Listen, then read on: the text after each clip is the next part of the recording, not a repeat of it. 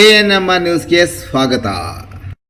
ಚಿಂತಾಮಣಿಯ ಹೆಸರಾಂತ ಡೆಕ್ಕನ್ ಆಸ್ಪತ್ರೆ. ನಮ್ಮಲ್ಲಿ ಜನರಲ್ ಮೆಡಿಸಿನ್, ಸಾಮಾನ್ಯ ಶಸ್ತ್ರಚಿಕಿತ್ಸೆ, ಅಡ್ವಾನ್ಸ್ ಲ್ಯಾಪ್ರೋಸ್ಕೋಪಿಕ್ ಶಸ್ತ್ರಚಿಕಿತ್ಸೆ, ಗ್ಯಾಸ್ಟ್ರೋಎಂಟರಾಲಜಿ, ಮೂಳೆ ಚಿಕಿತ್ಸೆ, ಪ್ರಸೂತಿ ಮತ್ತು ಸ್ತ್ರೀರೋಗ ಶಾಸ್ತ್ರ, ಮಕ್ಕಳ ಚಿಕಿತ್ಸೆ, ದಂತ ಚಿಕಿತ್ಸೆ, ಕಿವಿ, ಮೂಗು ಮತ್ತು ಗಂಟಲು, ಮೂತ್ರಶಾಸ್ತ್ರ ಚಿಕಿತ್ಸೆ, ನರವಿಜ್ಞಾನ, ನಾಳಿಯ ಮತ್ತು ಎಂಡೋವ್ಯಾಸ್ಕ್ಯುಲರ್, ನೆಫ್ರಾಲಜಿ, ಡಯಾಲಿಸಿಸ್, ಬೌಲ್ ಚಿಕಿತ್ಸೆ, ರೇಡಿಯಾಲಜಿ, ಎಂಡೋಸ್ಕೋಪಿ ಲಭ್ಯ.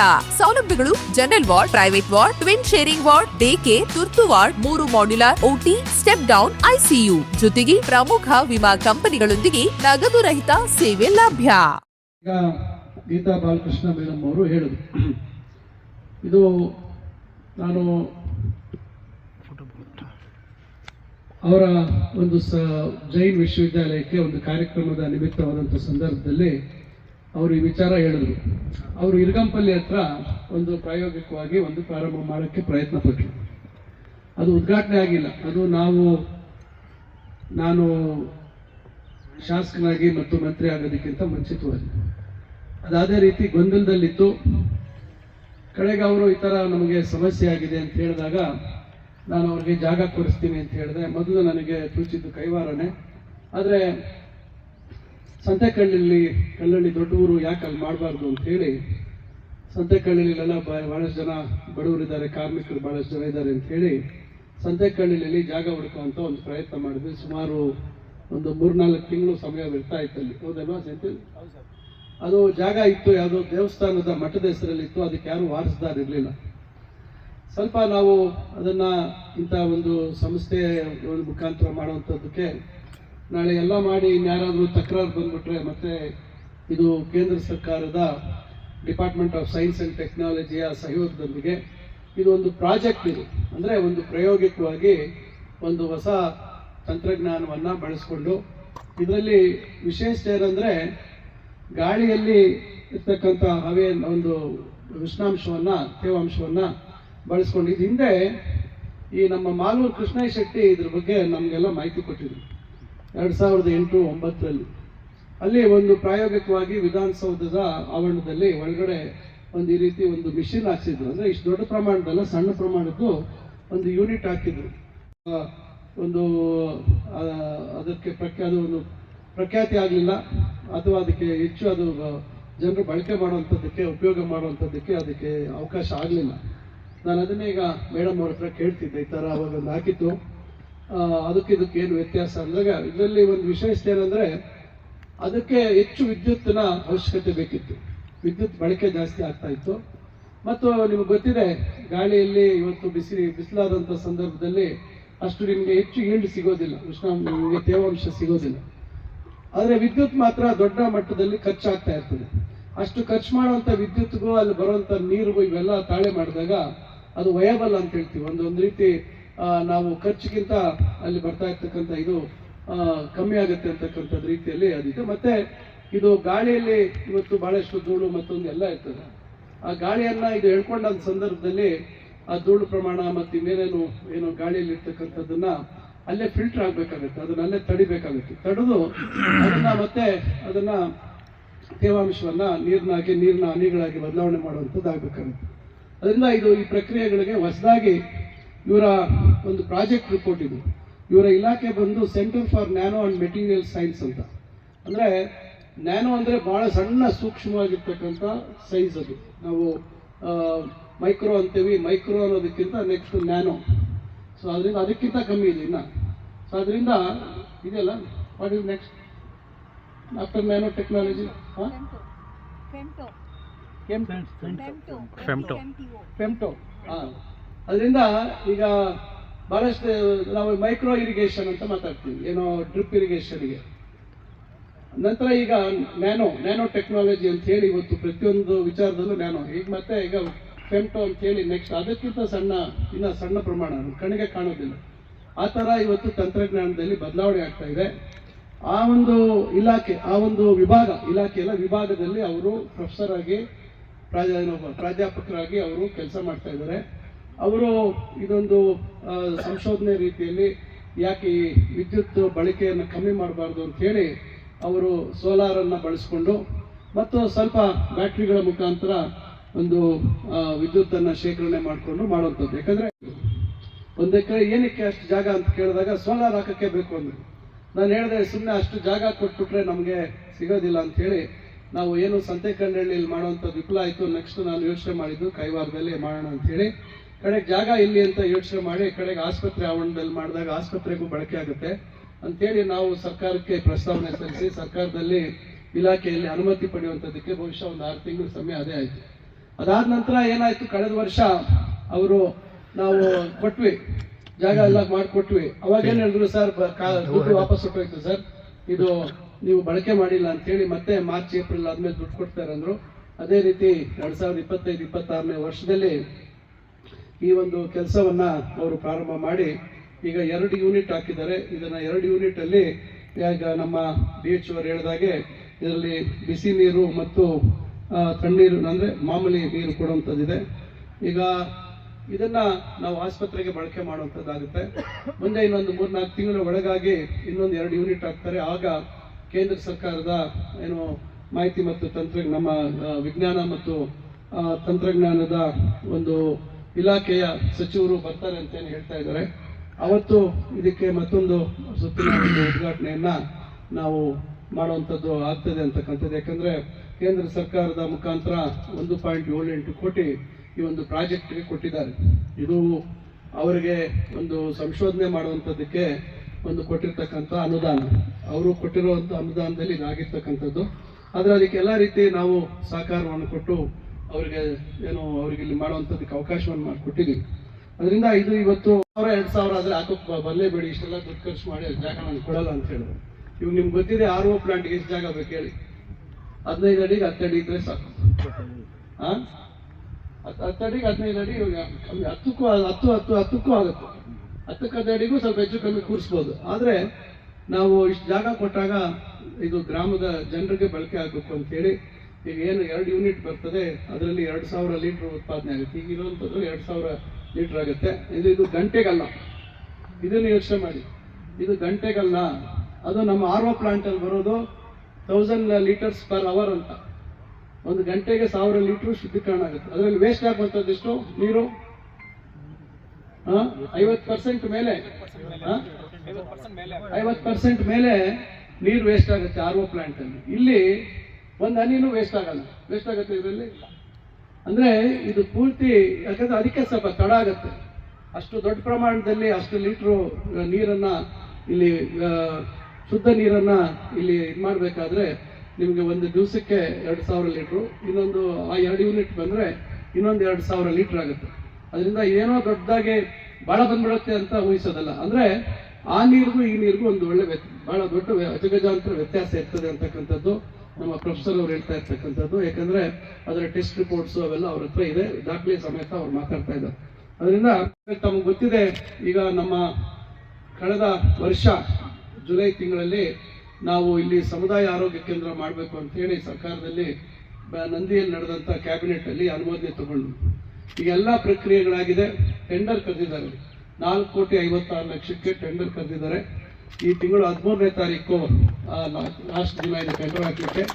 ಅದಾದ್ಮೇಲೆ ಒಂದು ವಾರ, ಒಂದು 15-20 ದಿವಸದಲ್ಲಿ ಬಹುಶಃ ಟೆಂಡರ್ ಪ್ರಕ್ರಿಯೆಗಳು ಒಂದಿಲ್ಲ ಅಥವಾ ಒಂದು ತಿಂಗಳಾಗ್ಬೋದು, ಹೇಳಕ್ಕಾಗಲ್ಲ. ಇವೆಲ್ಲ ವೆರಿಫಿಕೇಶನ್ ಒಂದು ತಿಂಗಳ ಅಂತರದಲ್ಲಿ ಇದು ಟೆಂಡರ್ ಪೂರ್ಣ ಆಗಿ ಇಲ್ಲಿ ಕಾಮಗಾರಿಯನ್ನು ಶುರು ಮಾಡ್ತೇವೆ. ಯಾಕಂದ್ರೆ ಪ್ರತಿ ಸಂದರ್ಭದಲ್ಲೂ ಇಲ್ಲಿ ನಮಗೆ ವೈದ್ಯರದ ಸಮಸ್ಯೆ ಆಗ್ತಾ ಇದೆ. ಯಾವಾಗ ನೋಡಿದ್ರು ವೈದ್ಯರಿಲ್ಲ. ಆಮೇಲೆ ವೈದ್ಯರದು ಅಷ್ಟೇ ನಮಗೆ ನಾನು ಬಹಳಷ್ಟು ಸತಿ ಹೇಳ್ತಾ ಇದ್ದೀನಿ, ನಮಗೆ ಗ್ರಾಮೀಣ ಪ್ರದೇಶದಲ್ಲಿ ಯಾರು ವೈದ್ಯರು ಬರೋಕ್ಕೆ ರೆಡಿ ಇಲ್ಲ. ಈಗ ಯಗುಕೋಟೆಯಲ್ಲೂ ಅಷ್ಟೇ ಡಾಕ್ಟರ್ ಇಲ್ಲ. ಈಗ ಮೊನ್ನೆ ಕಾಲ್ ಮಾಡಿದ್ವಿ, ಏನಾಯ್ತು ನೋಡಿ, ಈಗ ಸುಮಾರು ಸತಿ ಕಾಲ್ ಮಾಡ್ತಾ ಇದ್ವಿ. ಈಗ ಮೊನ್ನೆನೋ ನನಗೆ ಕಾಲ್ ಮಾಡಿದ್ರು, ಯಾರು ಬರಲಿಲ್ಲ. ಈಗ ಬರೋವಂಥವ್ರು ಈಗ ಗ್ರಾಮೀಣ ಭಾಗದಲ್ಲಿ ಕೆಲಸ ಮಾಡುವಂಥ ರೂರಲ್ ಪೋಸ್ಟಿಂಗ್ ಅಂತ ಕರಿತೀವಿ, ಅದಕ್ಕೆ ಬರುವಂಥವ್ರು ಕೂಡ 1 ತಿಂಗಳು 2 ತಿಂಗಳು ಬರ್ತಾರೆ. 3ನೇ ತಿಂಗಳಿಗೆ ನಾವು ಉನ್ನತ ವ್ಯಾಸಂಗಕ್ಕೆ ಅಧ್ಯಯನ ಮಾಡಬೇಕು ಅಂತೇಳಿ ರಜಾ ಕೊಡ್ತಾರೆ. ಈ ರೀತಿ ನಮ್ಗೆ ಸಮಸ್ಯೆ ಆಗ್ತದೆ. ಕಾಂಟ್ರಾಕ್ಟ್ ಬೇಸಿಸ್ ಅಲ್ಲಿ ಕರಿಯಕ್ಕೆ ನೋಡಿ ಯಾರು ಬರ್ತಾ ಇಲ್ಲ. ಎಷ್ಟು ಸಂಬಳ? 66,000 ರೂಪಾಯಿ ಸಂಬಳ. ಅಷ್ಟು ಕೊಡ್ತೀವಿ ಅಂದ್ರೂ ಇವತ್ತು ವೈದ್ಯರು ಕೊಡ್ತಾ ಇಲ್ಲ. ಬಹಳ ಒಂದು ರೀತಿ ನಮಗೆ ಸಾರ್ವಜನಿಕರಿಗೆ ಉತ್ತರ ಕೊಡೋಕ್ಕಾಗ್ದಿರೋ ಪರಿಸ್ಥಿತಿ ನಿರ್ಮಾಣ ಆಗ್ತಾ ಇದೆ. ಯಗುಕೋಟೆಯಲ್ಲಿ ಬಹಳ ಒತ್ತಡ ಇದೆ. ಈ ಥರ ನಮಗೆ ಸಮಸ್ಯೆ ಆಗ್ತಾ ಇದೆ. ಅದು ಒಂದು ಸಮುದಾಯ ಆರೋಗ್ಯ ಕೇಂದ್ರ ಆದರೆ ಸುಮಾರು 3 ಜನ ಸ್ಪೆಷಲಿಸ್ಟ್ ಹೇಳಿರ್ತಾರೆ. 3 ಜನ ಸ್ಪೆಷಲಿಸ್ಟ್ ಅದರಲ್ಲಿ ಈಗ ಎಲ್ಲನೂ ಡಿಪೆಂಡಿಂಗ್ ಅಪಾನ್ ಡೆಲಿವರಿ ಅದ್ಬಿಡಿ 5+1. ಈಗ ಏನಾಗಿದೆ, ತಜ್ಞ ವೈದ್ಯರ ಸಮಸ್ಯೆ ಉದ್ಭವ ಆಗಿದೆ. ಸುಮಾರು 1 ಲಕ್ಷ 1.25 ಲಕ್ಷ ಒಂದು ಹೊತ್ತು ಸರ್ NHM ರೆಗ್ಯುಲರ್ ಆದರೆ 2 lakhs 1,10,000 ರೂಪಾಯಿ ಸಂಬಳ ಏನೋ ತಜ್ಞ ವೈದ್ಯರಿಗೆ. ಅದನ್ನು ಕರೆದ್ರೂ ಕೂಡ ಅದಕ್ಕೂ ಬರ್ತಾ ಇಲ್ಲ. ಹೀಗಾಗಿ ಏನಾಗಿದೆ, ಒಂದು ಪ್ರಯತ್ನ ಮಾಡ್ತಾ ಇದ್ದಾರೆ. ಕಾರಣ, ಯಾರು ರೆಗ್ಯುಲರ್ ಆಗಿ ತಜ್ಞ ವೈದ್ಯರು ಇರ್ತಾರೆ ಅವರಿಗೆ ಸಂಬಳ 2 ಲಕ್ಷಕ್ಕಿಂತ ಮೇಲೆ ಇರ್ತದೆ. ಜಾಸ್ತಿ ಸರ್ವಿಸ್ ಆಗಿರೋದು ಜಾಸ್ತಿ ಇರ್ತದೆ. ಕೆಲವರು ಸಮುದಾಯ ಆರೋಗ್ಯ ಕೇಂದ್ರದಲ್ಲಿ ಈಗ ಉದಾಹರಣೆಗೆ ಗೈನಕಾಲಜಿಸ್ಟ್ ಏನು ನಮ್ಮ ಹೆರಿಗೆ ಮಾಡುವಂಥ ಡಾಕ್ಟರ್ಗಳು, ಅವರಿಗೆ 2 ಲಕ್ಷ ಸಂಬಳ ಕೊಟ್ಟು ಹೆರಿಗೆಗಳೇ ಕಮ್ಮಿ ಆದಾಗ ಯಾಕೆ ಅಲ್ಲಿ ಇರಬೇಕು ಅನ್ನೋದು ಒಂದು ಪ್ರಶ್ನೆ ಉದ್ಭವ ಆಗಿದೆ. ಅದ್ರ ಬದಲು ತಾಲೂಕು ಆಸ್ಪತ್ರೆಯಲ್ಲಿ ದಿನದ 24 ಗಂಟೆನೂ ಹೆರಿಗೆ ವೈದ್ಯರು, ಈಗ ತಾಲೂಕಲ್ಲಿ ಎಷ್ಟೋ ಕಡೆ ಸಮುದಾಯ ಆರೋಗ್ಯ ಕೇಂದ್ರದಲ್ಲಿ ಹೆರಿಗೆ ವೈದ್ಯರು ಇರ್ತಾರೆ, ತಾಲೂಕು ಸಾರ್ವಜನಿಕ ಆಸ್ಪತ್ರೆಯಲ್ಲಿ ಹೆರಿಗೆ ವೈದ್ಯರು ಇರಲ್ಲ. ಅದನ್ನ ಎಲ್ಲ ಯೋಚನೆ ಮಾಡಿ ಆ 1-2 ಪೋಸ್ಟ್ ಅನ್ನ ಇಲ್ಲಿಗೆ ಶಿಫ್ಟ್ ಮಾಡಿ ಇದಕ್ಕೆ ಪರ್ಯಾಯವಾಗಿ ಬೇರೆ ಪೋಸ್ಟ್ ಕೊಡೋದು. ಯಾಕಂದ್ರೆ ಹೆರಿಗೆ ತಜ್ಞರನ್ನ ಇಲ್ಲಿ ಇರೋದು ಬೇಡ. ಹೆರಿಗೆ ಸಂಖ್ಯೆ ಜಾಸ್ತಿ ಆದ್ರೆ ಇಟ್ಟು ಅದಕ್ಕೆ ಉಪಯೋಗ ಇದೆ. ಕೆಲಸದ ಒತ್ತಡ ಇಲ್ದಿರ ಸುಮ್ಮನೆ ಅವರು ಇಲ್ಲಿ ಕಾಲಹರಣ ಮಾಡುವಂಥದ್ದು ಆಗುತ್ತೆ ಅನ್ನೋ ಒಂದು ಆಲೋಚನೆ ಮಾಡಿ ಒಂದು ಹೊಸ ಪ್ರಯತ್ನವನ್ನ ಮಾಡ್ತಾ ಇದ್ದಾರೆ. ಅದರಿಂದ ಒಟ್ಟಾರೆಯಾಗಿ ಇಲ್ಲಿ ತಜ್ಞರು 1-2 ಇದ್ದೇ ಇರ್ತಾರೆ. ಹೆರಿಗೆ ತಜ್ಞರು ಇಲ್ದಿದ್ರು ಕೂಡ ಮೋಸ್ಟ್ಲಿ ಪೀಡಿಯಾಟ್ರಿಕ್ಸ್, ಗೈನಕಾಲಜಿ 2 ಪೋಸ್ಟ್ ಇರೋದು. ಮಕ್ಕಳ ತಜ್ಞರು ಕಂಪಲ್ಸರಿ ಸರ್, ಫಿಸಿಷಿಯನ್ ಇಲ್ಲ. ಈ ರೀತಿ ಅದನ್ನ ಬೇರೆ ಇದಕ್ಕೆ ಪರಿವರ್ತನೆ ಮಾಡ್ತೀವಿ ಅಂತ ಹೇಳಿದ್ದಾರೆ. ಅದರಿಂದ ಈಗ ಸಮುದಾಯ ಆರೋಗ್ಯ ಕೇಂದ್ರ ಆದಂಥ ಸಂದರ್ಭದಲ್ಲಿ ಕನಿಷ್ಠ 3 ವೈದ್ಯರು ಇರುವಂಥ ಜಾಗದಲ್ಲಿ ಯಾರಾದ್ರೂ ಒಬ್ಬರು ಅಕಸ್ಮಾತ್ ಬರದಿದ್ರು ಕೂಡ 2 ವೈದ್ಯರು ಇರುವಂಥದ್ದಾಗುತ್ತೆ. ಮತ್ತು 35 ಹಾಸಿಗೆ ಆಸ್ಪತ್ರೆ ಆಗುತ್ತೆ. 35 ಇನ್ಪೇಷಂಟು ಅಂದರೆ ಯಾರು ಬಂದು ಅಡ್ಮಿಟ್ ಆಗುವಂಥದ್ದಕ್ಕೆ 35 ಹಾಸಿಗೆಗಳ ಆಸ್ಪತ್ರೆ ಆಗುತ್ತೆ. ಈಗ ನಮ್ಮ ಬಟ್ಲಳ್ಳಿಯಲ್ಲಿ ಇರ್ತಕ್ಕಂಥದ್ದು ಸಮುದಾಯ ಆರೋಗ್ಯ ಕೇಂದ್ರದಲ್ಲಿ ಇಲ್ಲಿ ಇದಾಗುತ್ತೆ. ಮತ್ತು ದಂತ ವೈದ್ಯರು ಕೂಡ ಅವ್ರಿಗೂ ಅವಕಾಶ ಇದೆ ಇಲ್ಲಿ ಇರುವಂಥದ್ದಕ್ಕೆ.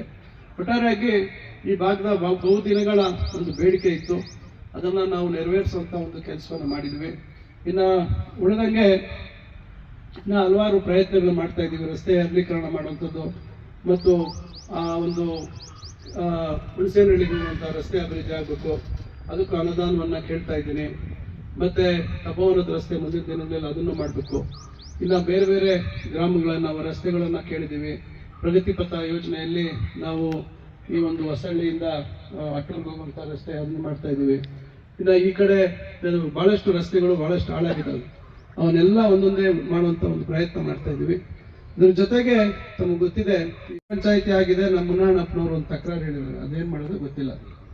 ಅದು ಕೈವಾರ ಪಟ್ಟಣ ಪಂಚಾಯಿತಿ ಅಂತ ಆಗಿದೆ. ನೀವು ಕೈವಾರ ಮಸ್ತೇನಹಳ್ಳಿ ಬೇಕು ಅಂತ ಅವ್ರು ಕೇಳ್ತಾ ಇದ್ದಾರೆ. ಈಗ ಕೈಗಾರಿಕೆ ಪ್ರದೇಶಕ್ಕೆ ಹೆಸರು ಕೈವಾರ ಮಸ್ತೇನಹಳ್ಳಿ ಕೈಗಾರಿಕಾ ಪ್ರದೇಶ ಅಂತ ಮಾಡಿದ್ದೀವಿ. ಕಾರಣ ಮಸ್ತೇನಹಳ್ಳಿ ಅಂದ್ರೆ ಬಹಳಷ್ಟು ಜನಕ್ಕೆ ಗೊತ್ತಾಗಲ್ಲ ಅಂತೇಳಿ ಕೈವಾರ ಮಸ್ತೇನಹಳ್ಳಿ ಅಂತ ಆಗಿದೆ. ಅವರಿಂದ ಬೋರ್ಡಲ್ಲಿ ಚೇಂಜ್ ಮಾಡಿಲ್ಲ. ಬೋರ್ಡಲ್ಲಿ ಚೇಂಜ್ ಮಾಡೋಕೆ ಅದಕ್ಕೆ ಎಷ್ಟು ಖರ್ಚು ಬರ್ತದಂತ ಅದಕ್ಕೆ ನೋಡ್ಕೊಂಡು ಚೇಂಜ್ ಮಾಡ್ತೀವಿ ಅಂತ ಹೇಳ್ತಾ ಇದ್ದಾರೆ. ಅದಕ್ಕೆ ಈಗ ಮುನ್ನಣ್ಣಪ್ಪನವರು ಬೇಡಿಕೆ ನೋಡೋಣ ಯಾವ ರೀತಿ ಅದು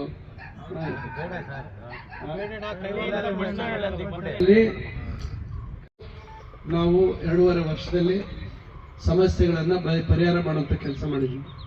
ಯಾಕಂದ್ರೆ ಕೆಲವರಿಗೆ ಏನು ಮಾಹಿತಿ ಇಲ್ಲ, ಸುಮ್ಮನೆ ವಿನಾಕಾರಣ ನಮ್ಮ ಮೇಲೆ ದೂಷಣೆ ಮಾಡುವಂಥದ್ದು ಮಾಡ್ತಾರೆ. ಬಹುಶಃ ನಾನೇ ಗೆಲ್ದೇ ಇದ್ದಿದ್ರೆ ಇನ್ನೊಂದು 10-15 ವರ್ಷ ಕೂಡ ಪರಿಹಾರ ಆಗ್ತಾ ಇರಲಿಲ್ಲ.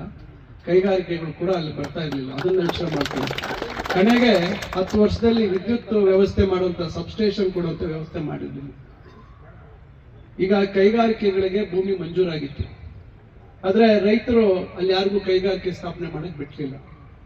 2 ವಿಚಾರ ಇತ್ತು. ಒಂದು, ಕೆಲವರು ರೈತರು ಬುದ್ಧಿವಂತರು, ಕೆಲವರು ರೈತರು ಅನ್ನೋದಕ್ಕಿಂತ ಕೆಲವರು ದಲ್ಲಾಳಿಗಳು, ಏಜೆಂಟ್ಸ್, ಕೆಲವರು ಏಜೆಂಟ್ಗಳು ಉತ್ಪತ್ತಿ ಆಗ್ಬಿಟ್ಟು ಯಾರು ಇವತ್ತು 200-210 ಮರ ಗಿಡ ಆಗ್ಲಿಕ್ಕೆ ಸಾಧ್ಯ ಇದೆ, ಮಾವಿನ ಗಿಡ, ಯೋಚನೆ ಮಾಡಿ. ಆಮೇಲೆ ಇವತ್ತು ತಂತ್ರಜ್ಞಾನ ಹೆಂಗಿದೆ ಅಂದ್ರೆ, ನಾವಿವತ್ತು ನಮ್ಮ ಅಕ್ರಮ ಸಕ್ರಮ ಯೋಜನೆಯಲ್ಲಿ ನಾವು ಭೂಮಿ ಮಂಜೂರು ಮಾಡುವಂತ ವಿಚಾರಕ್ಕೆ ಬಂದಾಗ ನಾವು ಮಾತಾಡ್ತಾ ಇದ್ದೀವಿ. ಏನಂತ ಮಾತಾಡ್ತಾ ಇದ್ದೀವಿ?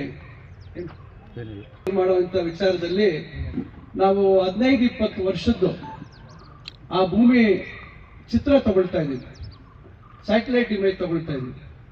ಸ್ಯಾಟಲೈಟ್ ಮುಖಾಂತರ ನೀವು ನೋಡಿದಾಗ ಆ ಭೂಮಿ ಇದು ಉಳುಮೆ ಆಗಿದೆಯಾ ಇಲ್ವಾ, ಬೆಳೆ ಇಟ್ಟಿದ್ರಾ ಇಲ್ವಾ, ಇವೆಲ್ಲ ಮಾಹಿತಿ ಸಿಗತ್ತೆ.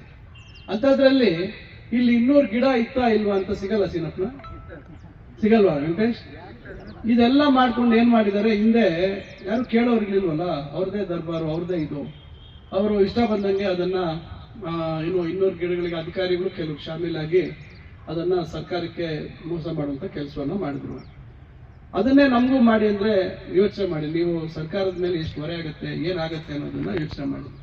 ಅದರಿಂದ ಇದನ್ನ ನಾವು ನೋಡಿ ಇದಕ್ಕೆ ವೈಜ್ಞಾನಿಕವಾಗಿ ಇದು ಮಾಡಬೇಕು ಅಂತೇಳಿ ಅವರೇ ಸುಮಾರು 110 ಗಿಡ ಒಂದು ಎಕರೆಗೆ ಕೊಡೋಣ ಅಂತ ಹೇಳಿ ಅದನ್ನ ತೀರ್ಮಾನ ಮಾಡಿದ್ರು. ಕಡೆಗೆ ಅದಕ್ಕೆ ಪರಿಹಾರ 25,000 ರೂಪಾಯಿ ಒಂದು ಗಿಡ ಅಂತಿತ್ತು. ಅದನ್ನು ಕೂಡ ಅವರು ಇದು ಜಾಸ್ತಿ, ಅದಕ್ಕೆ ಇದು ಜಾಸ್ತಿ ದುಡ್ಡಿದೆ ಅಂತಾನೆ ಈ ತರ ಜನ ದುರುಪಯೋಗ ಮಾಡ್ಕೊಳ್ತಾ ಇದಾರೆ ಅಂತ ಅವ್ರು ಅಷ್ಟು ದುಡ್ಡು ಕೊಡಕ್ಕಾಗಲ್ಲ ಅಂತ ಹೇಳ್ಬಿಟ್ಟು ಅವ್ರು 6,000 ಕೊಡ್ತೀವಿ.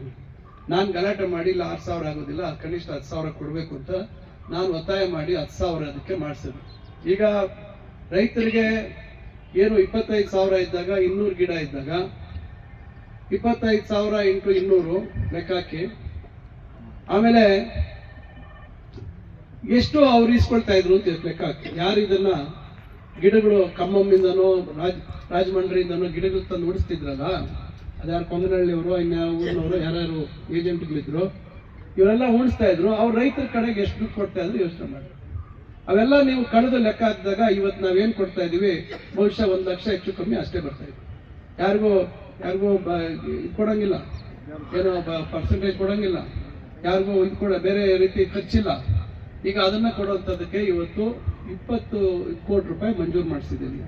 ಏನೋ ಮಾಲ್ಕಿಗಳು ಕೊಡುವಂಥದ್ದಕ್ಕೆ, ಅದಕ್ಕೆ ಪರಿಹಾರ ಕೊಡುವಂಥದ್ದಕ್ಕೆ ಈಗ ಇವತ್ತು ಸುಮಾರು ಒಂದು 4-5 ಕೋಟಿವರೆಗೂ ಬಹುಶಃ ಇವತ್ತು ಕೆಲವ್ರದೆಲ್ಲ ರೆಕಾರ್ಡ್ಸ್ ರೆಡಿ ಮಾಡಿ ಇವತ್ತು ಅಲ್ಲಿ ಈ ಕಾರ್ಯಕ್ರಮ ಕೂಡಲೇ ತಾಲೂಕ್ ಪಂಚಾಯತಿಯಲ್ಲಿ ಅವ್ರಿಗೆ ಪರಿಹಾರದ ಚೆಕ್ ಕೊಡುವಂತ ಕೆಲಸವನ್ನು ನಾವು ಮಾಡ್ತಾ ಇದೀವಿ. ಉಳಿದಾಗೆ ಹಂತವಾಗಿ ಈಗೆಲ್ಲ 20 ಕೋಟಿ ಯಾವ್ದಿದೆ ಅವೆಲ್ಲ ಕೊಡುವಂತ ಕೆಲಸ ಮಾಡ್ತೀವಿ. ಕೆಲವು ಕಡೆ ಸ್ವಲ್ಪ ದೂರುಗಳು ಕೊಡುವಂಥದ್ದು, ಇವೆಲ್ಲ ಕೆಲವರು ವೈಯಕ್ತಿಕ ಕಾರಣಗಳು ಕೊಡ್ತಾರೆ. ಆದ್ರೆ ಏನೇ ಇರಲಿ ಸ್ಯಾಟಲೈಟ್ ಇಮೇಜ್ ತಗೊಳ್ತಾರೆ, ಗಿಡಗಳು ಎಲ್ಲೆಲ್ಲಿ ಇದಾವೆ ಅದನ್ನ ನೋಡ್ಕೊಂಡು ಏನ್ ಲೆಕ್ಕ ಹಾಕಿದಾರೆ ಅದಕ್ಕೆ ಕೊಡ್ತಾರೆ. ಯಾರು ಎದುರ್ಕೊಳ್ಳೋಂಥದ್ದು ಏನು ಬೇಕಾಗಿಲ್ಲ.